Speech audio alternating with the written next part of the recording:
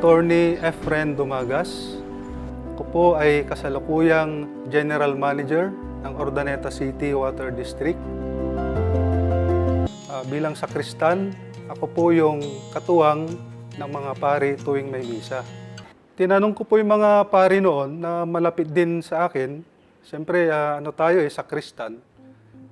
Tungkol sa Trinidad, ang sinasabi naman nila is ang Diyos ay tatlo yung persona. Diyos Ama, Diyos Anak, Diyos Espiritu Santo. Tinatanong ko rin kung ano yung basihan. Pero wala po silang masabing basihan galing po sa Biblia. Kaya doon na po ako nagduda. Bata pa lang ako, nadadaanan ko na kasi sa yung iglesia eh. Pero masyado akong judgmental noon tungkol sa iglesia. Masyado akong minamaliit. Ay, iglesia, local lang yan. Sa Pilipinas lang, maliit lang yan.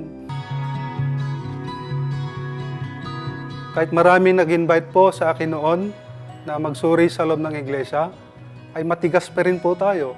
Tinanggihan ko po sila dahil abogado po ako, mayabang po ako noon.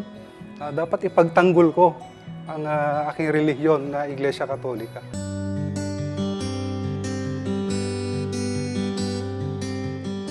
Napanood ko yung Tamang Daan. Yung panahon mga yon, talagang naghahanap na ako yung tunay na relihiyon. Tamang-tama, yung paksa po noon ay sino ang tunay na Diyos na dapat sambahin. Sinite yung yung talatang 1:17-3. Ito ang buhay na walang hanggan, ang makilala ka na iisang Diyos na tunay. At ang nagsalita po niyan ay walang iba kundi si Panginoong Jesucristo. So bilang ang nagsalita ay ang Panginoong Jesucristo, sino ba naman ako para hindi na maniwala? Ang ginawa ko po, pagkatapos ko pong makapanood yung Tamang Daan, nagboluntaryo na po ako na makipagsangguni, lokal ng iglesia sa Urdaneta City. Pag Bible lang binabasa, kung i-compare mo yan sa batas ng tao, yan na yung pinaka-constitution saligang batas. Kaya nga po, kinalaunan, nag-surrender na rin po ako. Dahil, ba't ko pa ako i-questionin? Parang ang kausap ko na ang Panginoong Diyos. Ang dami ko pong katanungan. Pero yung mga katanungan ngayon, nagugulat na lang ako, Biblia ang sumasagot. Tapos yung ministro, kinakasangkapan na lang. Bilang abogado po, natural lamang sa amin na maging inquisitive.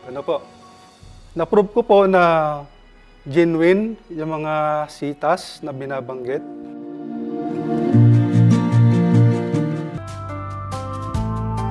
Ang turning point, nung nalaman ko po na ang buhay na walang hanggan ay ang makilala ang Ama bilang iisa at tunay na Diyos, yun na po yung nag-ugyot sa akin para magpatuloy at tuluyan ng umani. At nung unang pagdalo ko po ng pagsamba sa loob ng iglesia, doon ko po naramdaman yung kaayusan, kabanalan, at organisadong pagsamba. At doon mismo, agad kong naramdaman ang kapangyarihan ng Diyos. Unang-unang nag-usig sa akin ay ang aking ama. Lagi akong dinidiscourage noon tuwing makita niya na sasamba ako, hinahadlangan niya ako. Ba't palagi kang sumasamba? Kulto yan, sabi. Bakit ka mag-iglesia? Iglesia ni Manalo yan. Mga ganung bagay po. Dinedefend ko naman yung bagay na yon sa pamamagitan po yung mga napag-aralan ko sa doktrina. Kahit sa tindi ng kanyang pag-uusig sa akin, ay sumuko rin siya. Hinayaan niya rin ako makapagpatuloy. Ang aking pakiramdam ay daig pa sa naramdaman ko nung ako'y pumasang abogado. Kasi po, nakatitiyak na po ako sa aking kaligtasan. Napakalaking pagbabago po at mula po noon ay umayos na rin po ang aking buhay. Naging mapayapa ang aming pamumuhay at sa kabila ng bigat ng pagdadala ng ating mga problema, ating buhay, gumagaan naman dahil alam kong nandyan lang palagi ang Ama na handang gumabay at tumulong sa atin.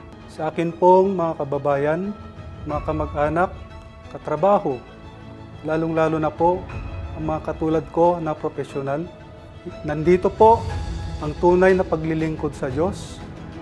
Ito po ang kawan na tinubos ng dugo ng ating Panginoong Kristo.